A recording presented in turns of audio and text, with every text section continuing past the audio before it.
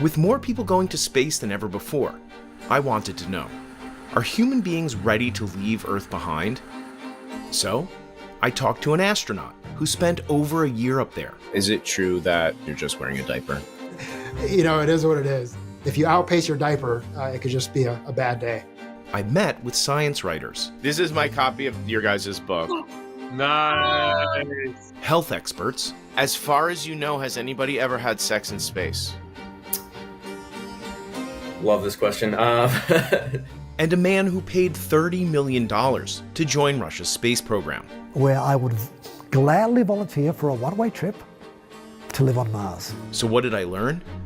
Taking Homo sapiens multiplanetary isn't just hard, it's almost impossible. Space can kill you rapidly or it can kill you slowly, but it's always trying to kill you. And even if this migration to the stars takes centuries, the decades in between are gonna get weird. ChatGPT, what would a real Mars colony look like? You're probably going to have to drink recycled urine. Protein sources might be insects, which isn't for me. You might die of cancer. You'll probably be living underground. Your bones and your vision and your muscles might be degrading. Maybe you'll be okay, maybe not. And you're going to be living in a small, cramped habitat with people you may or may not like. So how long can you actually last in space? Which dangers still stump even the scientists? And what if the hard part isn't the rockets and robots? It's us.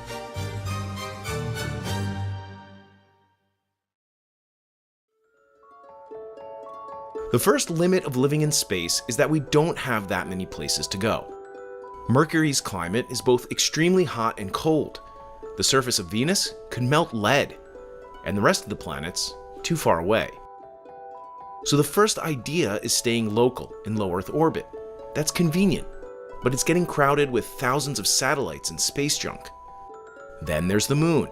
It's not too far away and people have been there before, but it barely has an atmosphere, and nights last 2 Earth weeks. Then there's Mars, which has some of the stuff we need to support life, like frozen water. But what if building on something isn't the best idea? There's a whole group of engineers who think the future of humanity isn't on Mars or the moon. It's floating somewhere in between. That vision comes from a particle physicist named Gerard K. O'Neill. He imagined giant rotating habitats long before we even had Wi-Fi.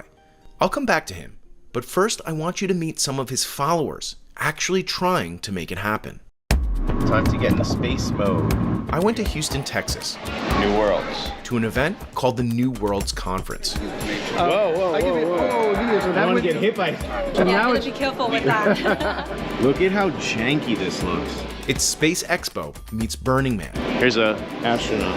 The event's founder, Rick Tumlinson, studied under O'Neill. We used to call ourselves Jerry's kids. He was a true visionary. He was like, let's go out there and build space solar power plants, and these communities will be funded by building these and selling energy to the Earth. And then New Worlds is where we can start bringing the tribe together and inspire those people who are going to go. Got it. Right? And give them a home. But by the way, you do have people coming to this event this time and probably in the past who are major space investors. Absolutely. There'll be a couple of billionaires in the audience. It's time for the Space Cowboy Ball Saturday night. I'm heading over there now.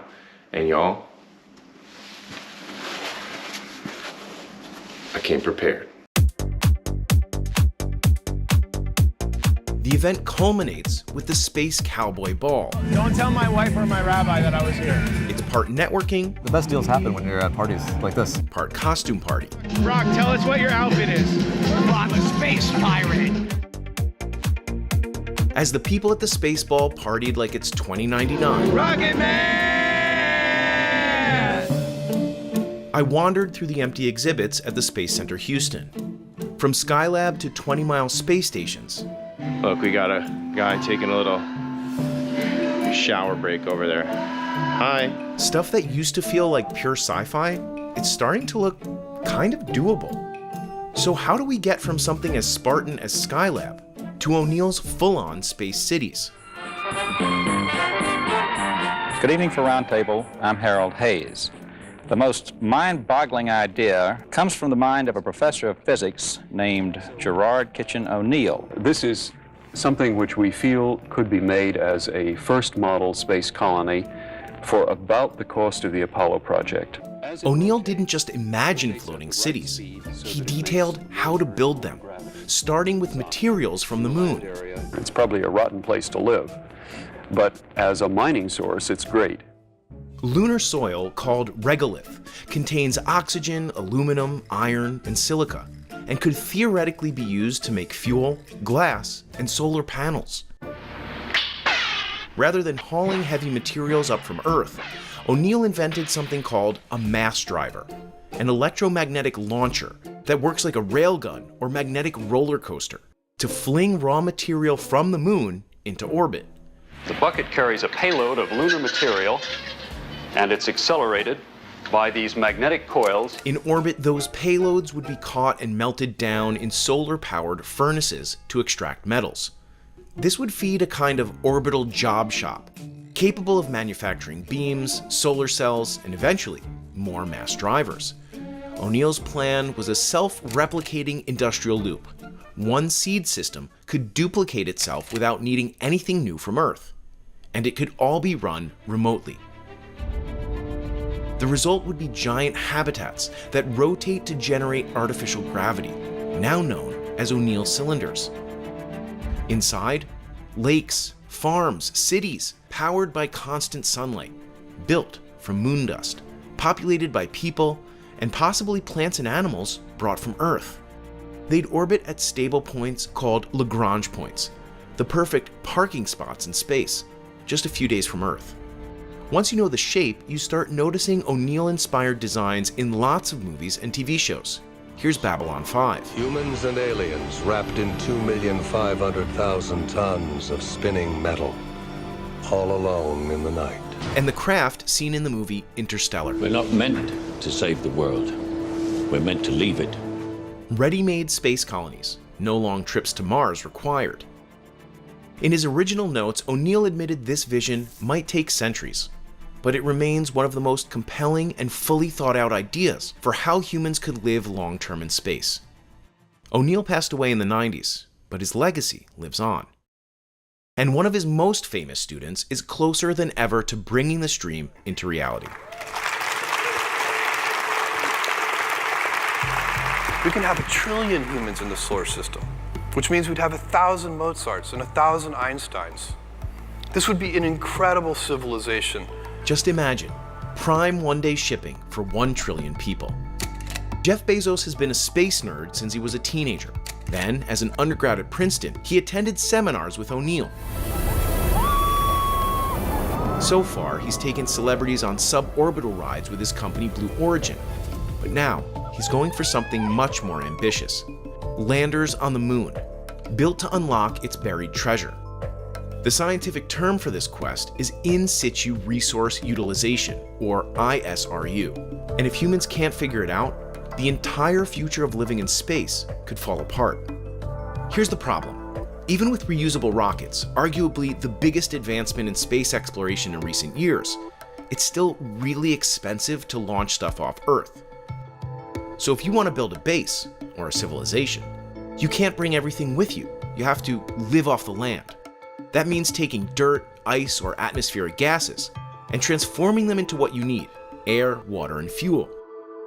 Blue Origin has already isolated near pure silicon and other elements from simulated moon dirt in a lab. Next, they want to do it on the moon to extract materials for solar panels and maybe even manufacture them right there on the surface. Icon, a Texas-based construction company, plans to melt moon dust and then use robots to 3D print structures on the moon. It's basically powdered sandpaper that we turn into a liquid sandpaper and put it through machinery. Is it like 10,000 Wallies? Is it like one big robot? Like, what's the crew the robot crew that's going up there? Great question. I would say it's close to 10 to 15 robots would be just a wonderful fleet to go after a couple of pretty big ambitious plans. So things like landing pads, roads, protective structures, some of the early infrastructure that we want. And that would provide the redundancy, but also the fit to function. Other groups are focused on pulling oxygen and hydrogen from lunar ice to make breathable air, drinking water, and rocket propellant. If that works, you don't have to ship fuel from Earth anymore. You just gas up on the moon. Sounds simple, right? Well, it's not. Just ask Kelly and Zach Weinersmith. They wrote an entire book about what makes space so hard. So there is technically water in the regolith, but you could also technically say that about concrete. So we did a back of the envelope calculation, and you would need to bake about 6 tons of lunar regolith to get enough water to have like the 3 kilograms that you would need for things like drinking every day. And that doesn't even include the water you would need for things like showering or water balloon fights. There are higher concentrations of water ice at the moon's south pole, in the bottom of craters that never receive sunlight. But turning any of that water into fuel using electrolysis requires a ton of power. When you're making the propellant to go to Mars on the moon, that's when you need the megawatt or so. And the moon only gets sunlight for half the month, which makes getting all your energy from solar a challenge. And so that's why we're a big fan of nuclear fission power for the moon, to be able to make enough power to do propellant production at scale. And finally, you have to build all of this on the moon. Outside the lab, the only space mission to do ISRU was the Mars Perseverance rover. It produced about 120 grams of oxygen from the Martian atmosphere in 2023. That's about as much oxygen as a human breathes in about 4 hours. And while this sounds like science fiction, a survey shows that commercial space insiders are gung-ho on the technology, estimating that ISRU could be operational and commercial by 2040.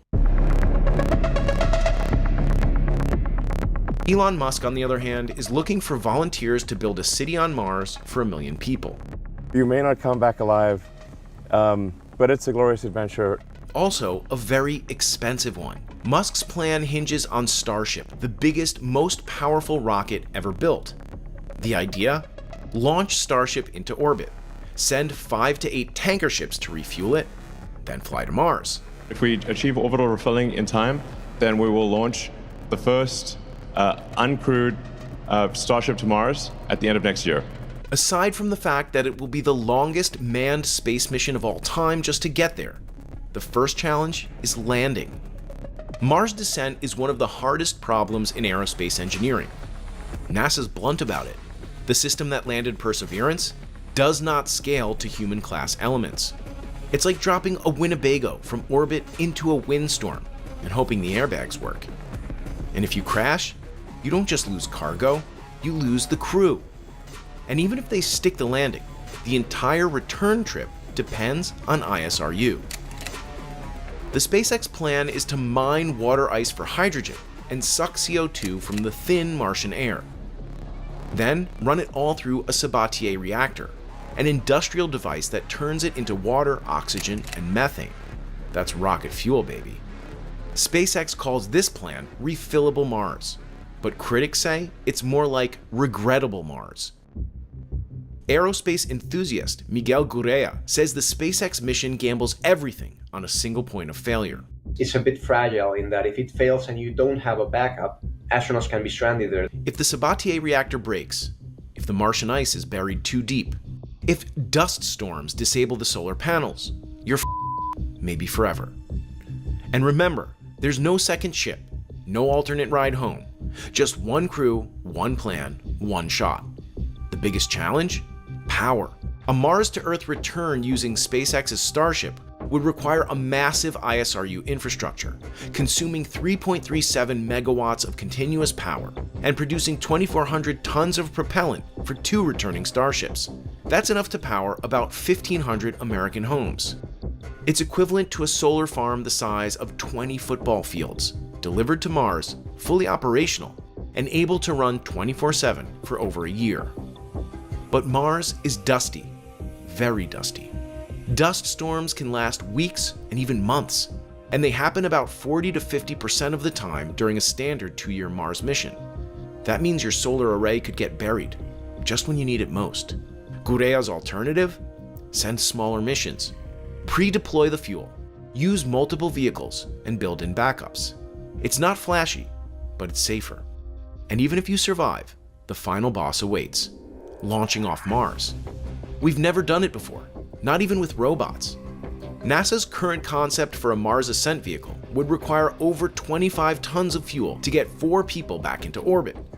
Whether it's Bezos building moon factories or Musk betting it all on Martian methane, ISRU is the linchpin of the 2 most prominent off-world plans.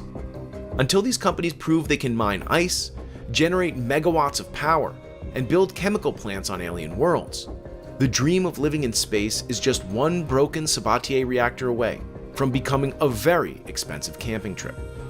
And with odds like that, who's actually going to take the 2 to 3 year trip to Mars? Only someone who spends most of their adult life preparing for it. March 1995. Arkhalik, Kazakhstan. Cosmonaut Valery Polyakov has just landed after 437 consecutive days in orbit, the longest spaceflight in human history. As he stumbled out of the capsule, he reportedly says, "We can go to Mars." And that really showed that there were no fundamental deal breakers to staying in orbit for years at a time. Jonathan McDowell would know. He spent the last 50 years documenting every single object and person who's ever left Earth. I'm the chronicler of the space age. I try and be the journal of record for what actually happened in outer space. He's currently got 200 bookcases and counting, roughly 1,500 square feet of binders filled with space history. And yes, he's still workshopping the name. One of the places I might end up is Bromley in London, and so it might be the Bromley Astronautics Research Facility, or BARF. On Jonathan's master list, Polyakov is astronaut number 214. Katy Perry? I'm going to tell you something right now. You are officially an astronaut. Thank you so much. I believe I have her as astronaut number, or space traveler number 729. That's it. Only 750 people ever have crossed 80 kilometers into space, according to Jonathan's records. The older people will be blown away by how many it is, and younger people will be surprised by how few it is. The American with the record for the longest stint in space? NASA astronaut Frank Rubio. What do you think? It's amazing. Oh, man. Who spent 371 days aboard the ISS. It took about 6 months to get back to 100%. But about 2 months, I was, for all intents and purposes, to any outsider, they would have said that I was back to 100%. Getting to space takes more than a dream. It takes a resume built like Tony Stark's LinkedIn. I always like to say we look for adventurous nerds or nerdy adventurers, right? And so you kind of have to have both types of things where you love to learn. At minimum, you'll need a master's degree, technical or military expertise, Russian language skills, survival training, and years of physical and psychological prep. You think of the billions and billions of people who've ever lived. That's just a small, small number. And so we just don't have enough data to generalize, hey, how is it going to affect humanity as a whole versus these individuals? Altogether, you're looking at 10 to 15 years of work before your first space mission. If you ever get to travel, that is. Even though you can look down and see the planet, it's just this weird dynamic where you have a view like no other, but you're stuck in this little itty bitty space. Shepard's cleared the tower. And New Shepard has cleared the tower on our way to space with our first human crew. But not everyone goes through NASA. If you've got deep enough pockets, you can just buy your way to space. No one knows exactly what Katy Perry paid Blue Origin, but the deposit alone is $150,000. And the full price ticket can cost millions. That's amazing. If that's too steep, Mach 1, pilots are now trimming nose up. Virgin Galactic offers a shorter hop to the edge of space for about $600,000. I was once a child with a dream, looking up to the stars. Now I'm an adult in a spaceship. Which brings us to one of the wildest space tourists of all. Meet Nick Halleck, certified cosmonaut, millionaire investor, rock musician, and lifelong thrill seeker. This shaft goes all the way down to blast doors. He's also the proud owner of a large decommissioned nuclear missile silo. Like it's your own little Universal Studios here. It's like this is your dystopian Disneyland, So welcome to the abode, welcome to the complex. My private residence here. One he's turning into a disaster-proof commercial hub, complete with a firing range, diesel tanks, a Faraday cage, and eventually its own nuclear microreactor. This can withstand a direct nuclear strike, and it is EMP proof. To Nick, it's not a doomsday bunker, it's an insurance policy. Well, I'm not a doomsday prepper, I'm an entrepreneur. I think what you're going to find is a lot of individuals culminating together with like-minded folk to ride out any turbulence or any storm out there in the marketplace. And I think that's where we are right now. Nick has spent tens of millions of dollars buying rare historic real estate. He's invested in castles, lighthouses, farmland, and now Cold War-era bunkers. Russia assigned Nick to 2 space missions as a backup crew member. He hasn't been in orbit yet, but he says he's ready to leave Earth for good. My goal is to walk on the moon, but there will come a time where I would gladly volunteer for a one-way trip to live on Mars and colonize and terraform Mars. And those going to Mars, you'll have to understand it's a one-way trip. For people like Nick, space is within reach because they can afford it. Do you think that space is only destined to be like a billionaire's playground, or do you think like the average Joe might also? I think it'll be billionaires and like 9-figure multi-millionaires, and eventually it'll come down as the passage to space becomes far more inexpensive. But let's be real, most of us are never going, not unless something changes dramatically. That's amazing. And even the elite few who do go still face a universe that's filled with an invisible force that can slow roast you alive. Floating around Earth are 2 invisible donut-shaped rings of charged particles. They're called the Van Allen belts, a benefit of Earth's active molten core. These belts trap harmful solar and cosmic radiation, acting as part of a larger shield that protects everything below. But the further away from Earth you go, the weaker that protection becomes, and radiation levels rise fast. I think radiation is probably the biggest concern. Once we get outside of the Van Allen belt, that risk exponentially grows. And what happens when we do? Cancer, cataracts, heart problems, brain damage, down the pike genetic mutations. Just your standard doggy bag from the Galactic Barbecue. We've now added a new one, and that is cognitive decline from neurotoxicity, basically, from radiation. Dr. James Logan was a medical advisor in mission control for 25 NASA missions, but he says his former agency isn't taking this threat seriously. And it's funny, but NASA really doesn't seem to care about radiation. And the reason is you can almost compare NASA to the NFL and radiation to CTE, chronic traumatic encephalopathy. What NASA's concerned about is the mission. What a football coach is concerned about is winning the game. But CTE is bad chronically later on for a football player, and radiation can be terrible for an astronaut later on in their lives. Astronauts aboard the ISS are exposed to radiation levels 100 times stronger than Earth's surface. To reduce astronauts' risk of cancer, NASA limits crew members' total career radiation dose to 600 millisieverts. For comparison, the average American living to 70 years old is exposed to around 430 millisieverts over their entire lifetime. But step outside Earth's magnetic bubble, that number jumps fast. Take a 3-year mission to Mars, and you could be exposed to 1,650 millisieverts. That's the equivalent of over 16,000 chest x-rays. The sun is always blasting out hot ions, which is not great if you're in space, but now and then it shoots a sort of flashlight of doom in one direction in what's called a solar particle event, which is an event in the same way that a tsunami is a water event. And the good news is that space is big, so if the sun is shooting out beams of doom, you're probably not in them. But if you are, essentially the risk is you get acute radiation sickness, which is essentially the worst way to die. A direct hit from a solar flare could expose astronauts to 2,000 millisieverts and cause radiation sickness within hours. In 1972, one such flare erupted between Apollo missions. If it had struck while astronauts were on the moon, it likely would have killed them in hours. Dr. Logan says radiation protection should change how spacecraft are designed. So you basically build the spacecraft around the crew. So instead of long, pencil-thin rocket ships for interplanetary flight, they would be short, stubby, spherical spacecraft in which the crew is right in the center.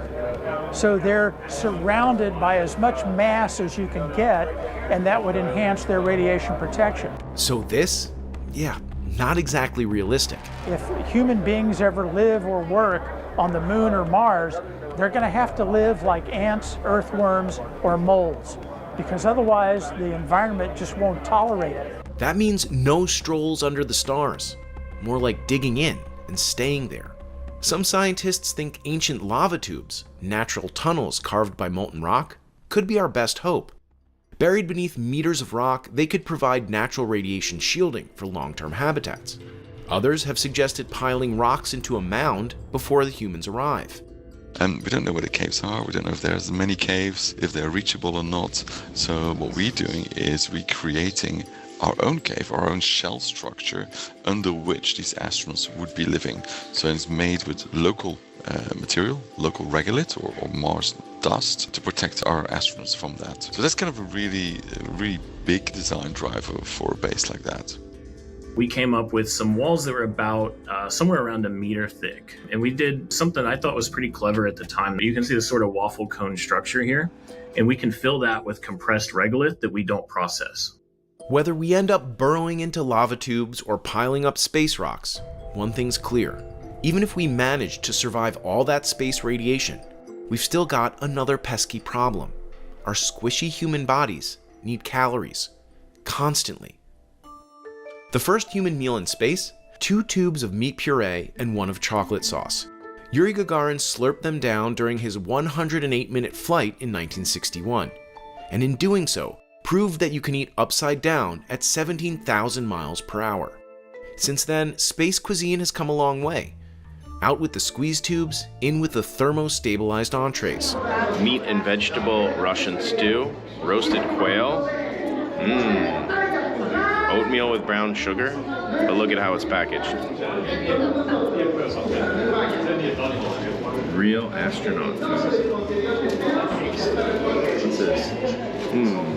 Mac and cheese, anybody? You might notice there's all sorts of foods here. It's like opening the refrigerator. Today's astronauts rotate through menus curated by food scientists, designed to be balanced, shelf-safe, and ideally edible. Frank Rubio told us one of the biggest surprises. All the food in general was pretty good. I love seafood, and so I had them fly me a bunch of canned seafood. And so anytime, and for most people, like a can of sardines doesn't sound great, but for some reason up there for me, any sort of canned seafood, anytime I would open it, whether it was mackerel or sardines or tuna, it was great. But that's feeding a crew of 6 in low Earth orbit, with regular supply runs from Houston. Try doing that for 1 million people, 34 million miles away. That's the real challenge. Most sci-fi movies show gleaming greenhouses on Mars, lush with crops and tended by astronauts in cool visors. In reality, the dirt alone is trying to kill you. It's called regolith. The loose, jagged rock and dust covering the moon and Mars is nothing like Earth soil. Breathe it in enough times and it scars your lungs. You could die just from that. Even NASA's tech isn't immune. In 2009, the Spirit rover got stuck in Martian soil so badly that engineers on Earth built a full-scale replica of the terrain just to figure out how to free it. They never did. Spirit is still there, buried alive by Martian dust. And even if you could grow food in Martian soil, you probably shouldn't. It's full of perchlorates, toxic compounds that interfere with thyroid function and would need to be filtered out before you could safely grow anything. Martian soil has just a 1% concentration of perchlorates, but that's 400,000 times too toxic for humans. So how would we actually feed people? If you want to get protein from animals, you might be getting it from insects. The idea was you can grow plants, and the part of the plants that you don't eat, or that humans don't eat, can get fed to the mealworms, and now you turn food waste into protein. Lentils and bugs. It's not exactly the interstellar farm fantasy. And if you're thirsty, keep in mind, water is scarce, which means you'll likely be drinking, well, yourself. On the International Space Station, water is recovered from everything. Urine, sweat, exhaled breath, you name it. NASA's system recycles about 98% of all water on the ISS. In space, every drop counts. even the ones you've already had. And what goes in must come out. In case you ever wondered what a space toilet looks like, here it is. Early space travelers used plastic bags. Skylab had a slightly upgraded system involving suction and leg restraints. Time to go. Today's astronauts use more advanced toilets. And you carry on. You hear the fan noise. Check for airflow. That's where your business goes. But the core challenge remains, dealing with human waste in zero gravity. Okay, so what's a brown trout? Okay, what's a brown trout? A brown trout is one of the many euphemisms astronauts have developed for floating fecal waste, which is a common feature of outer space. I believe that coinage is from the Space Shuttle program, but there were others. Escapees was a nice one. And, maybe worth noting, this is, maybe one of the funnier things in space. It's also incredibly dangerous. But on spacewalks, there's only one way to handle your business. I hadn't used a diaper in 40 plus years, right? Usually around 1 year old, most of us stop. And things that you don't think about is essentially you have to meter your urine flow, right? Because because of the lack of gravitational force. And so if you let go of your full bladder worth of urine, it's going to overwhelm the diaper and essentially form a blob of floating urine inside your spacesuit. Because if you outpace your diaper, it could just be a bad day. And on Mars, waste becomes even more valuable. Not just something to get rid of, but something to reuse. Poop, sweat, breath, all of it gets cycled back into the system. There have even been experiments to grow vegetables using human hair and nails. And before you think this all sounds a little extreme, just remember, we've tried to build a self-sustaining ecosystem on Earth once. It was called Biosphere 2, a $200 million dome in the Arizona desert, designed to house 8 people, grow all their food, recycle their air and water, and prove humans could survive in a completely sealed environment. They had sunlight, gravity, Earth air right outside the walls, and still, it barely worked. Oxygen levels dropped. Crops struggled. The team split into factions. They made it 2 years, but barely. And now the plan is to do that again, on a dead planet with dirt that's poisonous. So yes, the future of space settlement may involve sustainable farms, closed-loop water systems, and eco-friendly Martian composting. But right now, we're still figuring out how to deal with poop. And even if we manage to feed and hydrate a colony millions of miles away, there's still one big problem. What happens when someone gets sick? In 2023, an ER physician named Nathan Jones spent 378 days sealed inside a 3D printed habitat in Houston, alongside 3 other volunteers. The goal? To find out what it would be like to live and work on Mars. The minute that we were in and they closed the door, it was like, man, did I just do that? NASA called it the CHAPEA mission, short for Crew Health and Performance Exploration Analog. Analog astronauts are people who simulate space missions without leaving Earth. CHAPEA was NASA's longest analog to date, but it's only about a third the length of a crewed mission to Mars. For a full year, the team lived in isolation inside a hangar, ate shelf-stable plant-based meals, and even suited up to explore a simulated Martian surface. No escape, no sunlight, no shortcuts. I felt like our mission was a success and that we kind of proved that the isolation was something that humans can overcome with the right tools. Astronaut Frank Rubio agrees. We're getting pretty good at the psychological parts of it. A lot of that's just picking the right people, the right personalities. Okay, so maybe the mental toll of space isn't as scary as we feared. I mean, we all survived COVID lockdowns. Kind of. But on Earth, healthcare is a 911 call away. On Mars, you could be 200 million miles from the nearest hospital. That's the closest hospital. You've got to really be able to think under that pressure. Now imagine someone needs surgery in microgravity. If you make an incision in the skin, you're going to hit some blood vessels, some small ones or maybe some venous blood vessels. Hopefully you don't hit an arterial vessel. And what's going to happen is blood isn't going to come out and just roll down through the force of gravity. It's going to pool at the wound. So yes, surgery is possible in simulated zero-G, but it's also risky, equipment heavy, and prone to failure. Infection control? Questionable. Anesthesia? A whole other challenge. You can't use gas-based painkillers in a sealed cabin. One leak could contaminate the air. So you'd have to worry about everyone getting anesthetized. But, you could be pretty careful about that. Another option is to sort of inject into the spinal cord, but fluids tend to shift upwards in space. And so you might have problems where the anesthesia doesn't get distributed as well as you would like it to. Back in the 1990s, NASA ran surgical tests aboard a parabolic aircraft that simulates microgravity, nicknamed the Vomit Comet. In one test, a surgeon opened an artery in a rabbit and watched the blood form floating globes. Later, they successfully performed laparoscopy on a 100-pound pig. So the answer to when will we understand this problem better is when pigs fly. Another issue with medical equipment, it takes up a lot of space. As you can imagine, Mars or lunar habitat are going to be pretty space limited. And so it's going to be important to find ways to work in a space that you hopefully never need. That's why researchers are turning to on-demand fabrication, like 3D printed splints, customized to the astronaut's body. Whoa. No worries. Sorry. No problem. It didn't break. All good. This is the kind of research that happens at TRISH, the Translational Research Institute for Space Health. It's a NASA-funded consortium based in Houston. TRISH collects biomedical data from commercial space flights, and it's building a database to help understand what happens to the human body in orbit and beyond. We work with NASA on the same risks, but we are trying to understand this for all of humanity. So at some point, as our race or species further and further starts going into space, more and more of us go into space, we got to understand how the body changes in spaceflight. TRISH is also working on real-time solutions, like treatments for space motion sickness, which doesn't act quite like seasickness or car sickness. The symptoms are exactly the same, but like I said, we were unable to predict it. Heel to toe, let's do 10 steps, 2, 3.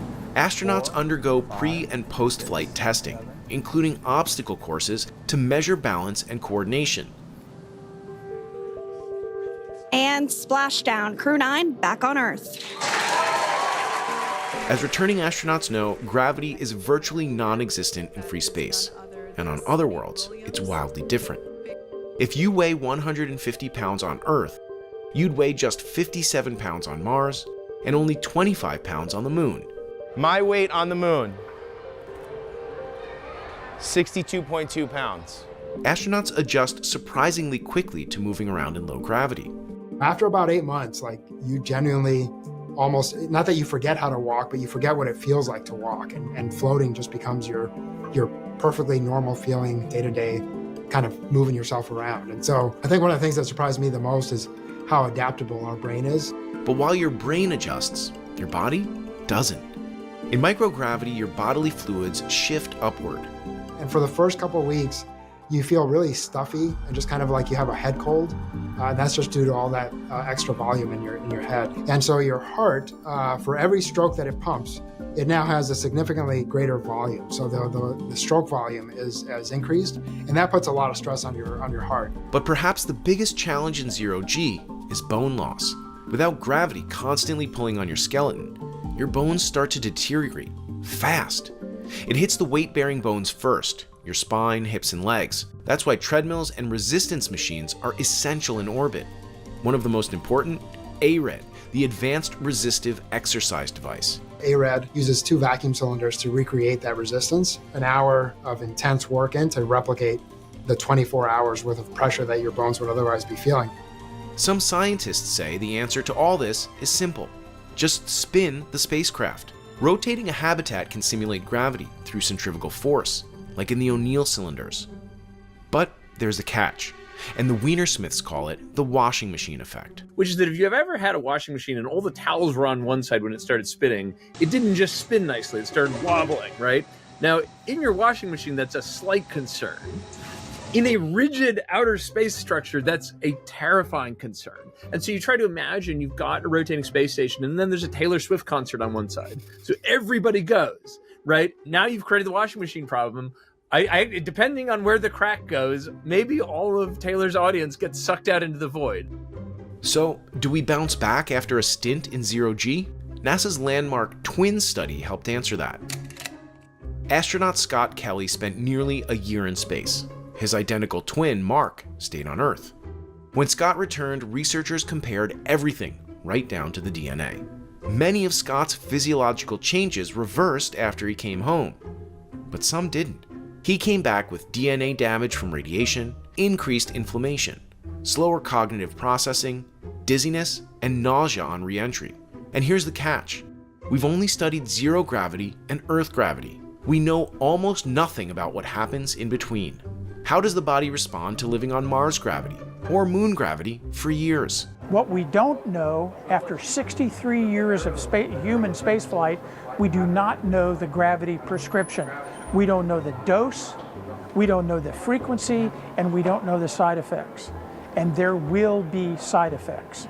We just don't know them yet. Right now, it's an open question with no good answers. NASA has tried countermeasures, including one particularly strange solution: sucky pants. So the idea here is that you get into these pants, or in some cases it's a sleeping bag, and it creates lower pressure around the bottom of you, which results in the fluids up higher shifting down in response to that change of pressure. But sometimes it happens too fast, and there have been stories about cosmonauts sort of passing out as the fluids go down into the sucky pants. And I've seen pictures of the sucky sleeping bag, and it doesn't look very comfortable. Turns out zero gravity makes it hard to stand, sleep, and snuggle. In the 1980s, engineer G. Harry Stine made a shocking claim. Sources inside NASA have informed him that there is work on in neutral buoyancy tanks having space sex. And so what do dolphins have to do with this? Well, there's a claim that what dolphins do is have what you might call scientifically obligate threesomes, in which, in order for two to clasp each other, there has to be a third wheel, a third flipper, I don't know, to make sure everyone's going in the right. Yeah. Hold them in place. Yeah. And so there's just, let's say, some problems with this idea, one of which is dolphins don't. And so they manage this feat just fine in the water by themselves. They're not the one, maybe there's some organism that actually does this, but it seems like evolution might have been, I don't know, having a late night, I don't know. Yeah. But what we figure is either someone at NASA or just someone was having a laugh with Stine, and Stine just bought it. Like, they apparently sent him a document with their logo, like they had a club. And then anyway, so the point is the Three Dolphins Club is supposedly assigned to anyone who had actually accomplished it in space. And which supposedly happened repeatedly on the shuttle. Again, according to Stine and no one else. We are skeptical. Every step of human reproduction, implantation, fetal development, delivery, evolved on Earth. In space, we're in the dark. As far as you know, has anybody ever had sex in space? Love this question. So there are, looking at it, I do not believe personally that intercourse has ever happened in space. To answer that question, self-activity has. Can I say the word masturbation on here? Self-activity has certainly occurred in space. Alex Leyendecker is the founder and director of the Advanced Space Life Research Institute. We're a 501c3 nonprofit research organization based in Cape Canaveral, studying the space life sciences, but a lot more specifically, human sexuality and reproduction factors as they apply to outer space. So far, science has never seen a successful mammalian pregnancy in space. Not in humans, not even in mice. It was 5 female rats and 2 male rats into orbit, and those rats copulated, but no pregnancies resulted. Not a great look for the million-astronaut Musk plan. I guess our view is, if you do as some very rich people are advocating and send 1 million people to Mars at once, they are going to try to have children. And we consider that essentially unethical. It'd be kind of like having babies in the middle of Chernobyl just to see how it goes. It is possible it's going to be fine. People in the early spacefaring days thought maybe it would be impossible to eat in space, and it just turned out you can. So we'd like to get those data first, though, before we start sending children to this environment. And so the best way to do that would probably be to gradually ramp up invertebrates on the moon. Alex's ASRI organization has designed future rodent experiments, but human experiments could be a long way off. As we have it projected right now, we're looking at hopefully being able to have the first full-scale human conception, development, and live birth and delivery in space by 2055. But private space stations are coming soon. Civilians are already flying, and eventually, someone is going to try. And they're going to go up there and try and do the deed, and we don't know the outcome yet. We don't know how it's going to work. For sure. Without human reproduction, there is no future in space. No colonies, no cities, no second generation. We can launch billionaires. We can build bunkers on the moon. But if we can't make more humans, then space isn't a new frontier. It's just a very expensive hotel with no checkout policy. We've talked about fuel, food, gravity, radiation, and reproduction. But there's one more thing space explorers will have to figure out: rules. So, according to the 1967 Outer Space Treaty through the United Nations, no individual or nation or company is supposed to go out and claim sovereignty over anything in space. But Elon Musk, in the Starlink Terms of Service, says that they're going to go out and start a nation on Mars, and that the people on Mars will not be beholden to the laws of Earth. And so what concerns me is that the person who has the most money and the highest probability of actually starting settlements in space clearly plans to disregard international law. If a billionaire builds a habitat, hires a crew, and something goes wrong, whose court do you go to? There's no precedent, no sheriff, no enforcement agency. Space governance might sound boring until it isn't. Because when things go wrong in a sealed metal tube 34 million miles from Earth, you better know who's in charge. It's easy to get swept up in the fantasy of cities on Mars, space cowboy balls, and trillion-person solar civilizations. But the truth is, we've barely figured out the plumbing. So how long can humans survive in space? Probably years at a time. At least long enough to make it to Mars and back. But even if that's true, it's fair to ask, why leave Earth at all? A 2023 Pew survey found that only a small fraction of Americans think sending astronauts to the moon or Mars should be a top NASA priority. Far more say NASA should focus on things closer to home, like climate change and asteroid defense.